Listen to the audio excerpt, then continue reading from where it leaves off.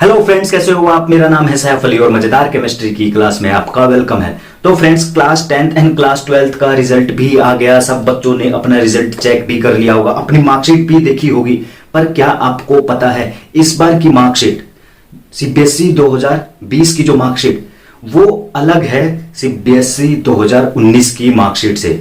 तो इस बार क्या क्या चेंजेस किए गए हैं 2020 के मार्कशीट में, ये जानने के लिए आप वीडियो को पूरा देखिए।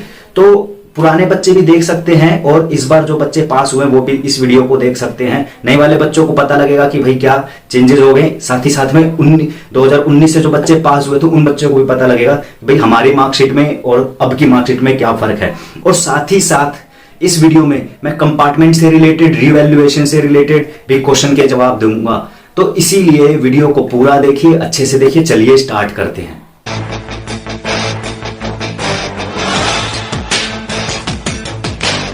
तो सबसे पहला चेंज या सबसे पहला क्वेश्चन, मार्कशीट में आरटी का मतलब क्या है। तो मैं आपको बता दूं कि आरटी का मतलब है रिपीट इन थ्योरी।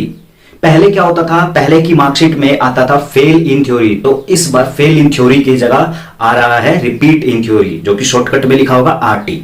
दूसरा कि मार्कशीट में आरपी का मतलब क्या है, तो आरपी का मतलब है रिपीट इन प्रैक्टिकल। पहले क्या आता था 2019 में, फेल इन प्रैक्टिकल, एफपी। तो एफपी की जगह अब 2020 से RT, sorry, repeat in practical के लिए आरपी आएगा। फिर तीसरा ईआर, ये जो बहुत बड़ा मेजर चेंज है और ये मुझे बहुत पसंद आया। बच्चों को ये ईआर सही रहेगा। क्यों? क्योंकि पहले क्या होता था कि भाई पहले फेल लिखाता था। अच्छा, पहले ईआर का मतलब बता दूं, एसेंशियल रिपीट। तो इस बार 2019 से फेल की जगह, जो बच्चे फेल हो जाते थे उनके साफ साफ फेल लिखाता था, पर इस बार आएगा एसेंशियल रिपीट, जो कि एक बहुत अच्छा ऑप्शन है इस बार के बच्चों के लिए, ताकि वो डिमोटिवेट ना हो। भाई जरूरी है, रिपीट कर लो, बस बात खत्म, आप फेल नहीं हुए हो। Why are the result of few candidate declare as RL? बहुत बच्चों के जो रिजल्ट पे RL आया होगा, तो RL का मतलब है रिजल्ट लेटर। क्योंकि because some data is not available after result, ठीक है ना। कुछ डाटा अवेलेबल नहीं थे रिजल्ट के बाद उन बच्चों जो रिजल्ट डिक्लेयर करने के लिए जरूरी है। तो इसीलिए जो सीबीएसई इसको सेपरेटली देख रही है और जैसे ही ये प्रॉब्लम सोल्व हो जाएगी फिर आपका रिजल्ट डिक्लेयर कर दिया जाएगा और जो भी इस पे नीडफुल एक्शन है वो भी लिए जाएंगे। फिर आपका फिफ्थ क्वेश्चन है, आता है कि in the marksheet of private candidate practical marks are not reflected. Why?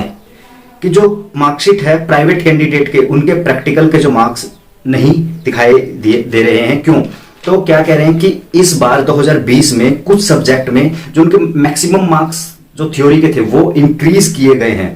मैं पढ़ के बता देता हूं क्या लिखा हुआ है। In 2020 in some subject there has been in the maximum marks for theory examination as compared to 2019.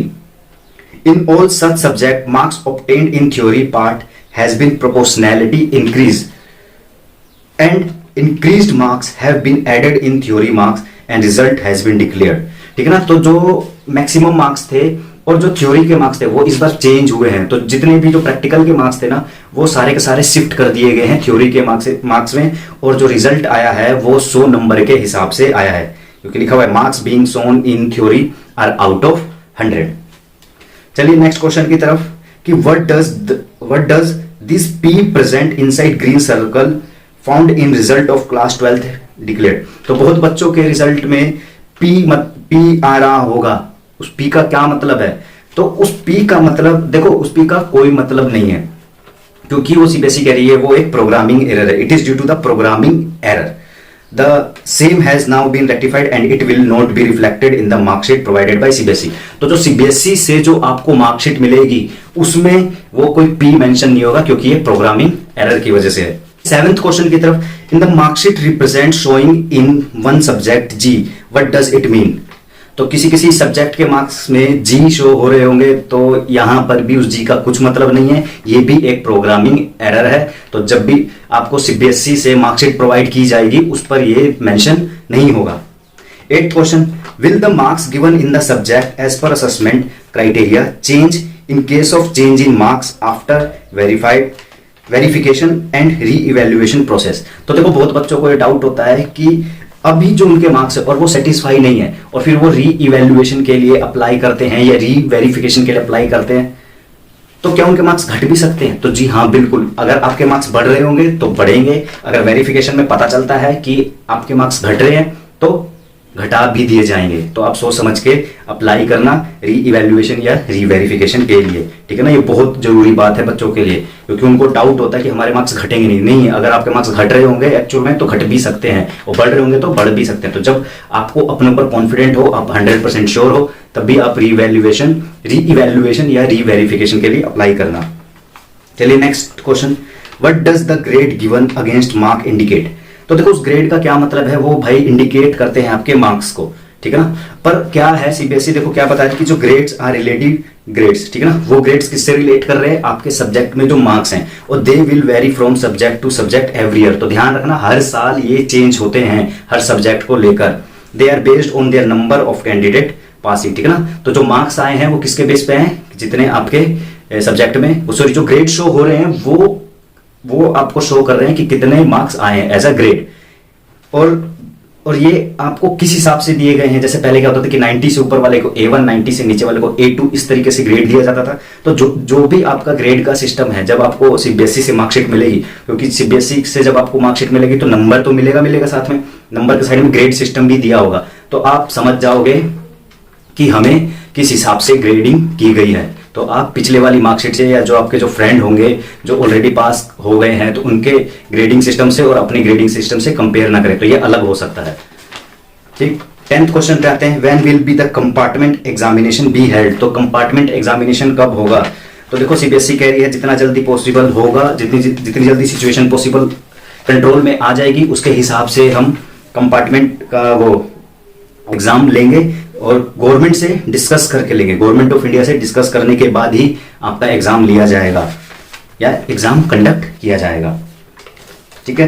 11th question पे, when can the form for compartment examination be filled? कब फॉर्म फिल किए जाएंगे? तो क्या कह रहे हैं, detail will be made available as soon as date declare. तो जैसे ही डेट डिक्लेयर होगी, जल्दी से जल्दी डिक्लेयर करने की कोशिश करेंगे तो आपको पता लग जाएगी। 12th क्वेश्चन पे, what is the procedure if any candidate is not satisfied with the marks? तो कोई कैंडिडेट अगर अपने मार्क्स से सेटिस्फाई नहीं है तो वो क्या करे? तो कह रही है जो candidate can apply for the below process as per notification dated. तो जैसे उनकी नोटिफिकेशन डेट आएगी उसके ऊपर अप्लाई कर सकते हैं। जैसे इन्होंने 14/7/2020 क्लास 12th के लिए था और 16/7/2020 क्लास 10th के लिए था। तो जो वेरिफिकेशन ऑफ मार्क्स, तो प्रोसीजर क्या है? पहला वेरिफिकेशन ऑफ मार्क्स, दूसरा obtained copy of the evaluated answer book, और तीसरा re evaluation. Third, can the marks be got verified without applying and paying fees? तो कह रहे हैं कि जो मार्क्स है आपको बिना वेरीफाई या बिना फीस अप्लाई किए मिल सकता है। तो सीबीएसई साफ साफ कह रही है no, there is no such procedure.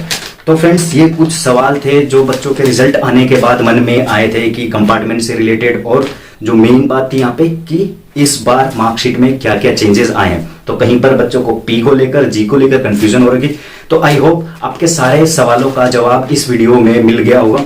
तो फ्रेंड्स वीडियो अगर आपको पसंद आई है तो वीडियो को लाइक करिए, ज्यादा से ज्यादा अपने दोस्तों को इसके साथ शेयर करिए। कोई भी डाउट है अभी भी आपके मन में तो आप कमेंट करके पूछ सकते हैं। और अगर अभी तक आपने मेरे चैनल को सब्सक्राइब नहीं किया है तो फ्रेंड्स प्लीज चैनल को सब्सक्राइब कर दें। मिलते हैं नेक्स्ट वीडियो में किसी नेक्स्ट टॉपिक के साथ, तब तक के लिए goodbye, see you again.